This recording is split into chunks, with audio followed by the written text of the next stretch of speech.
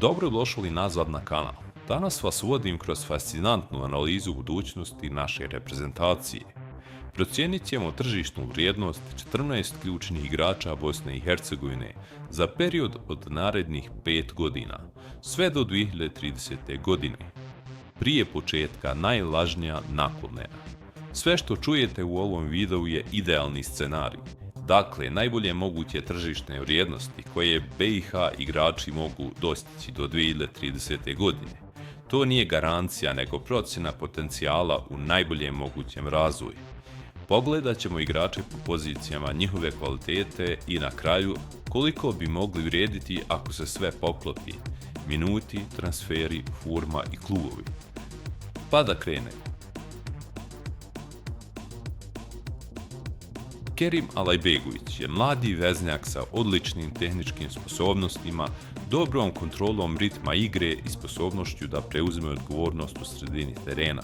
Nije još postao kontinuirani starter u top ligi, ali ima profil koji može rasti. Idealna tržišna vrijednost koja bi mogla dospjeći do 2030. godine za njega se kreće od 45 do 50 miliona eura. Ako se etablira kao starter u solidnoj ligi, ova cifra postaje realna.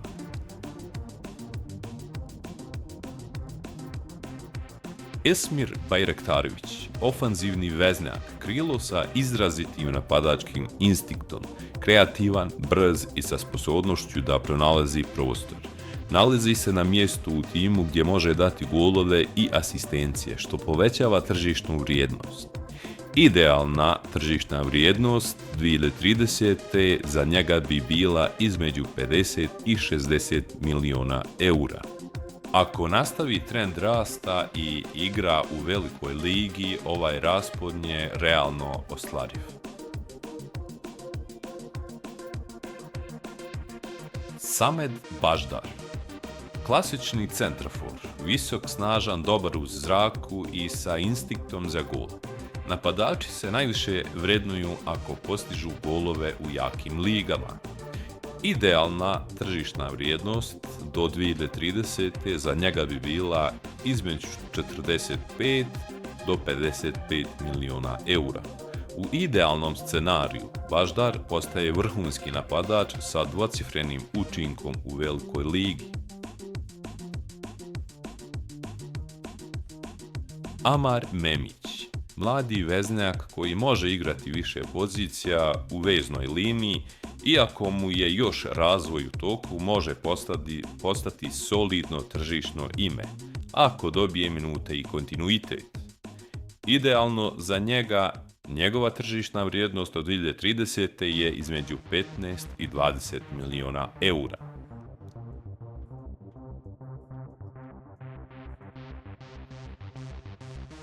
Adrian Barišić, štoper sa dobrim taktičkim čitanjem igre i pouzdanošću. Kod centralnih braniča stabilnost znači vrijednost, ali to ipak nije premium pozicija kao napadač ili bek. Idealna tržišna vrijednost do 2030. za njega bi mogla biti između 22 i 28 miliona eura.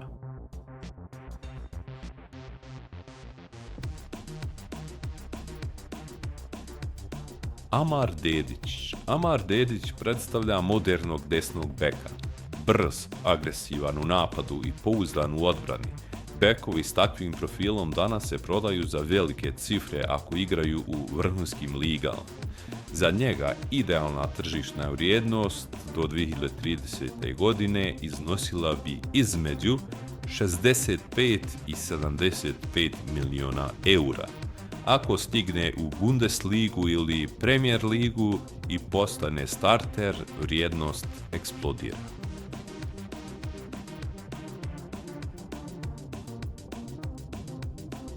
Denis Hadžikadunić, iskusni centralni branič koji može biti lider u zadnjoj liniji.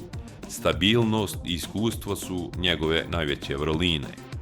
Idealna tržišna vrijednost 2030. za njega bi mogla dostići između 25 i 32 miliona eura.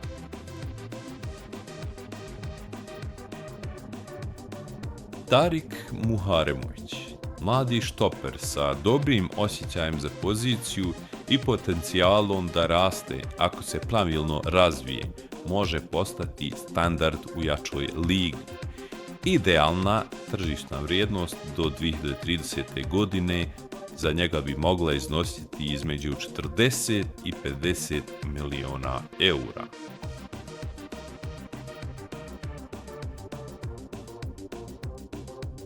Ivan Bašić, veznjak sa radnim karakteristikama, može biti stabilan vezni igrač u sredini terena.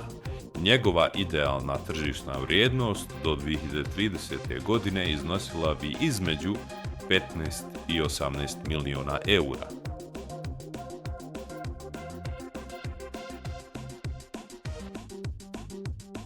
Armin Gigović, ofanzivni veznjak sa kreativnim potencijalom ako postane redovan starter i pokaže učinak, njegova vrijednost raste.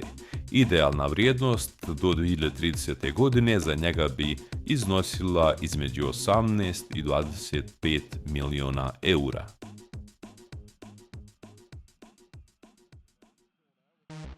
Arjan Malić, igrač u razvoju, može igrati više pozicija ako mu se otvori prilika u prvoj ligi. Ima prostor za rast. Idealna tržišna vrijednost do 2030. godine za njega bi iznosila između 20 i 25 miliona eura. Benjamin Tahirović, jedan od najvažnijih igrača u sredini. Tahirović ima kapacitet da bude lider veznog reda, kreira igru i diktira tempo. Igrači tog profila se danas jako cijene. Idealna tržišna vrijednost za njega do 2030. godine iznosila bi između 40 i 50 miliona eura. Ako postane kapiten i lider u velikoj ligi, ova cifra je realna. Nikola Lasilj, golman sa dobrim refleksima, kapacitetom da bude starter u dobrom klubu. Golmani se ne prodaju uvijek skupo, ali pouzdanost vrijedi. Idealna tržišna vrijednost za Vasilja do 2030. godine iznosila bi između 18 i 24 miliona eura. Martin Zlomislić, rezervni ili rotacijski golman, može biti dobar backup u jakom timu. Idealna tržišna vrijednost do 2030. godine iznosila bi između 8 i 12 miliona eura. To je to što se tiče ovih 14 igrača, sve skupa ostala ekipa i rezervni igrači bi mogli iznositi oko 50 miliona eura. Ali zaključak je, ako se sve poklopi, igrači poput Bajrektarevića, Baždara, Tahirovića, Dedića mogu dostići vrlo visoke tržišne vrijednosti s desetinama miliona eura po igraču. U idealnom scenariju Bosna i Hercegovina 2030. godine može imati reprezentaciju čija se ukupna tržišna vrijednost približava ili prelazi između 420 i 520 miliona eura.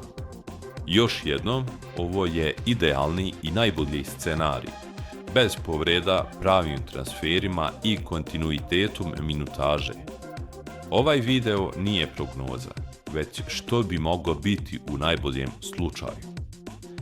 To bi bilo to za danas, nadam se da vam se svidjela ova analiza budućnosti naše reprezentacije. Naravno, ovo su sve projekcije i ništa nije zapisano u kamenu, fudbal nas konstantno iznenađuje, ali jedno je sigurno.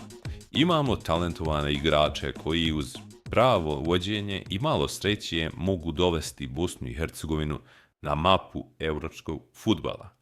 Ako vam se video svidio, ostavite like, komentirajte svoje mišljenje o procjenama i pretplatite se za više ovakvih analiza.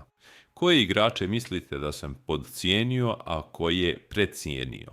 Da li ste više optimisti ili pesimisti? Javite mi u komentarima.